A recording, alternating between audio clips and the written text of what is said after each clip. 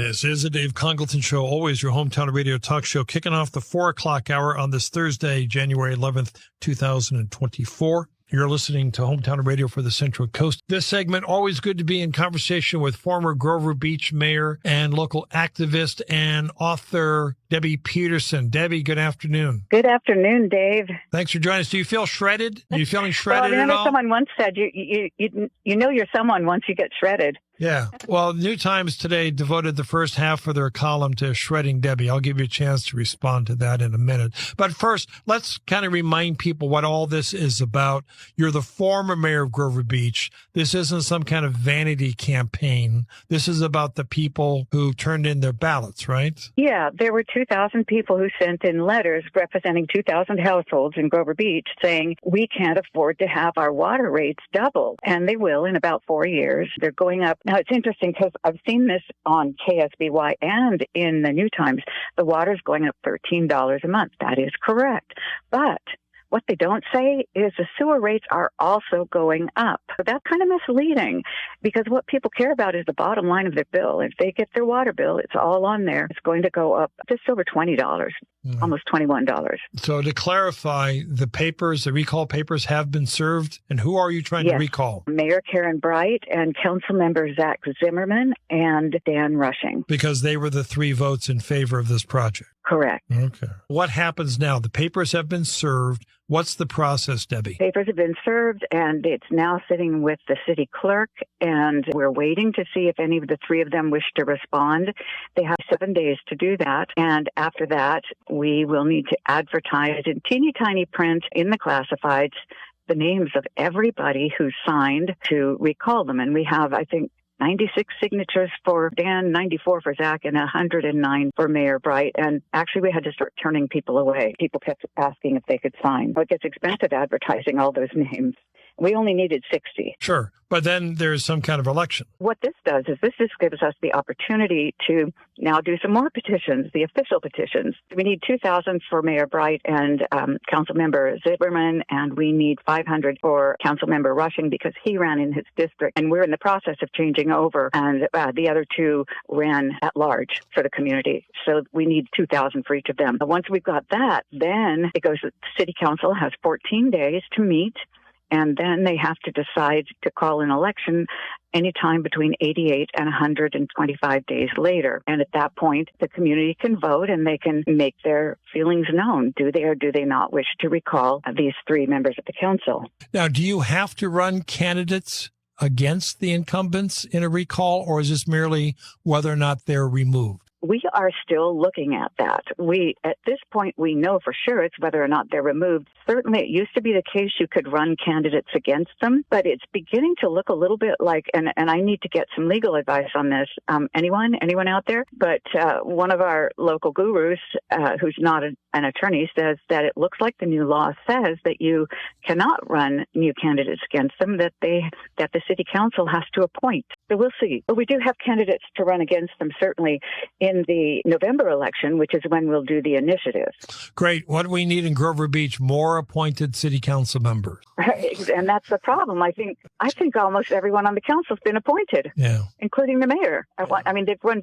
Some of them have also run for office after that and been elected. Would you run for one of those seats, Debbie? No, I don't want to run. If nobody else will, I will, but I really don't want to. I served for 14 years, and I like the George Washington model where you go and you serve your time, and then you go back to your regular work. You go back. So I'm not interested in serving. I'd love to see some new people come forward.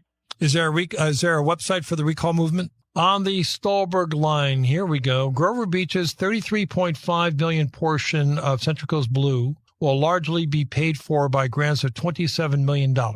As a 5 cities resident, I feel Debbie Peterson needs to stop playing the recall game and allow this project to continue before the grants are lost and the cost continues to increase. Respond, please, Debbie. I'm not sure those figures are right. As far as I know, they're 17 million outstanding, that 16 to 17 million outstanding that we're still responsible for, and they're hoping that some other grants may come in to help cover that. You can quit playing the recall game, but there's still 1,999 other people out there, or households out there, each of which has an average of almost 2 voters. The mayor said that the cost is 93 million, not 99 million. And I will say that there's really nothing that I've quoted anywhere that hasn't come straight out of their reports, because I always like to be able to document the things that I say. And there's a report back in September council meeting where it explains that it is 93 million left for the project, but there was 6 million already paid. That 93 and 6 means that it really is a $99 million project. On the Stolberg text line, if there is a special election, what will the cost be? It's not expensive. Well, I don't know what the cost will be to the city, but it will cost some money. It always costs money when our elected representatives don't represent us. For the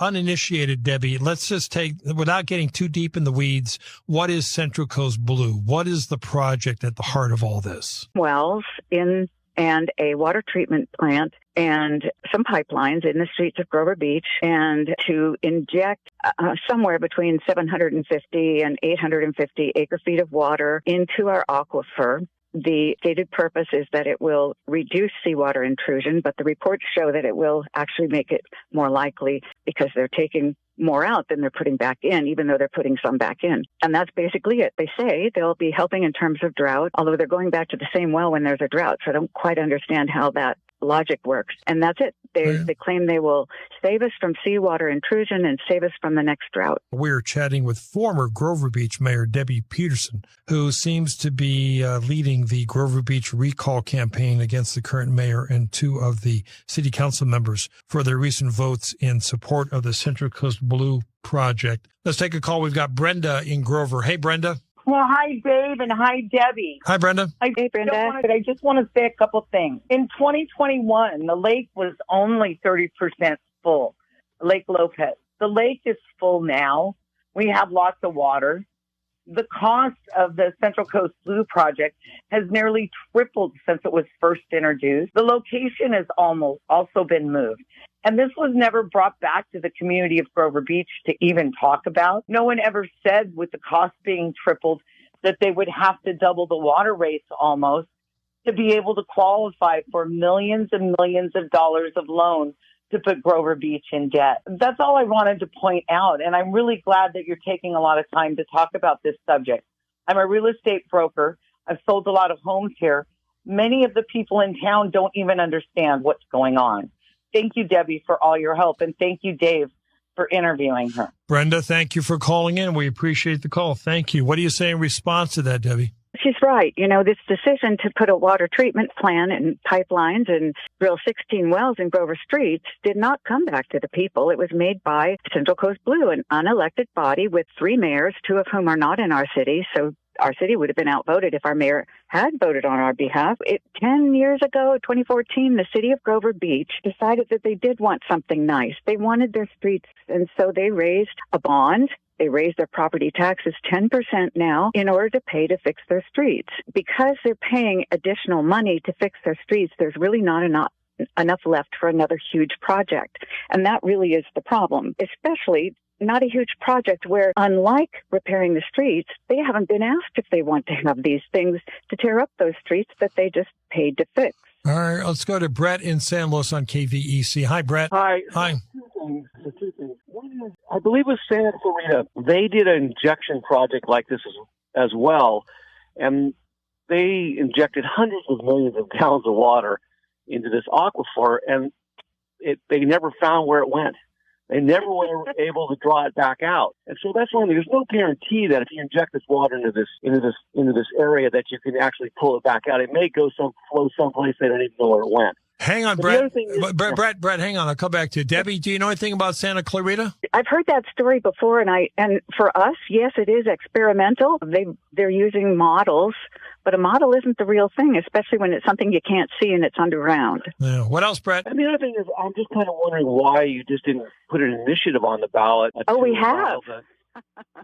That's the other thing we're doing. Thank you. Well, yeah, we have. I've got this kind of thing about, recalling people because they're making bad decisions. I mean, if that's the case, we've been recalling candidates all the time, or members of, elected officials all the time, which we seem to be getting in the habit of. That bothers me a little bit. Yeah, they're making a bad decision. But if you've got an initiative on the ballot to, I guess, I'm assuming to pull out of this project, then I don't see the point would be then. Yeah. Thank you. We'll talk about that, Brett. Thank you. So explain the voter initiative process, Debbie. What's happening on that angle? I'm going to come back quickly on what he said, that it's not simply this issue. There have been several issues that people are taking exception to. And if you don't remove the people making bad decisions, they keep making those bad decisions if you're seeing several of them in a row. As far as the initiative, it's really simple. There is a ballot statement which explains why people would like to have the initiative, but the initiative simply says that the decision by the council to increase the water rates is repealed. And we will go back to the rates that were set in place in 2021 to increase every year for 5 years, that we would go back to that rate structure. Do you want to comment all on the New Times and the Shredder and the current issue came out today? They've devoted the first 2/3 pretty much to attacking you. I know, it's really funny. I think, they talk about libel and slander, which of course is something that only the courts can determine. And of course, it's not libel and slander if it's true. But what everybody's really concerned about is the issue. They're concerned about the fact that they can't afford to do this, and they're not convinced that it's something that will work or that it's something that will fix the problem that we're trying to fix. And so if anybody is slanderous, well, let's see. Shredder said, throw the bums out. I don't think we've called them names. And then the mayor, I think, what did she say? She said I was a liar, I was deceitful, anyway, and I'm not going to go there. It's not really about her. It's not about me, and I don't want to make it about either of us. It's about 13,000 people in a community that is attracting grants for the whole project for the other two much more wealthy communities because of our demographics, and a council that doesn't seem to understand the demographics. Did you sign, you meaning the city of Grover Beach, have they signed any kind of contract or agreement to come on board Central Coast Blue that can be enforced? Yes and no. There is an agreement between the three cities.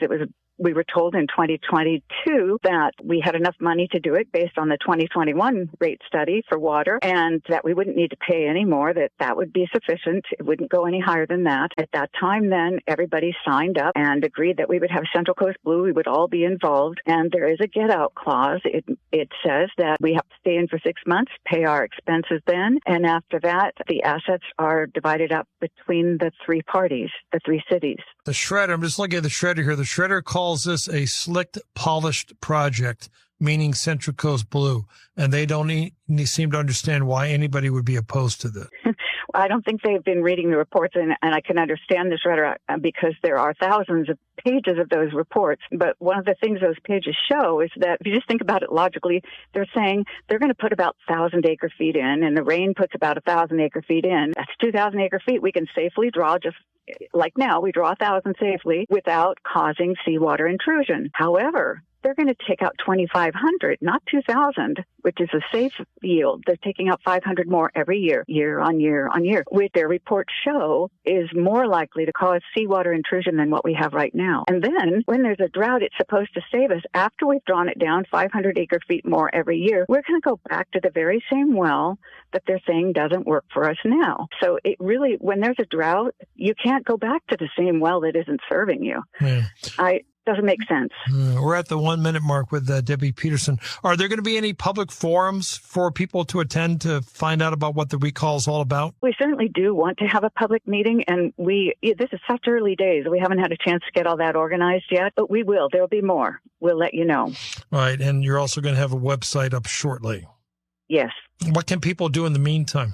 What's the call to action here? You can call me. I am the communications person. I'm not the founder. I'm not the boss, but I am the one in charge, or not in charge of, but helping with representing everyone. And that's 805-550-4490. Feel free to give me a call. And if you can't remember that, reach out to me and I'll put you in contact. All right, Debbie, thanks for checking in. Final thoughts, please. Read the stuff. Learn what it is. Figure it out and seek first to understand. That kind of says it all. All right, Debbie, thanks for joining us. Happy Thursday. Happy Thursday, Dave.